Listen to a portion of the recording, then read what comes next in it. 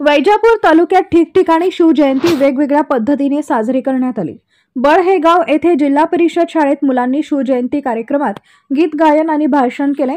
अंचलगाव येथील गावकऱ्यांनी पारंपरिक पद्धतीने म्हणजे टाळ मृदंगाच्या गजरामध्ये शिवजयंती साजरी केली।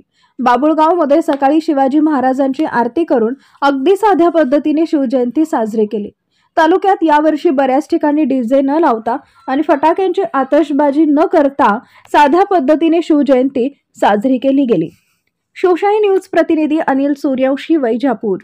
ताज्या घडामोडी जाणून घेण्यासाठी शिवशाही न्यूज यूट्यूब चॅनलला सबस्क्राइब करा। आपण हा व्हिडिओ फेसबुकवर पाहत असाल तर फेसबुक पेज फॉलो करा आणि शिवशाहीन्यूज.com या आपल्या वेबसाईटलाही भेट द्या।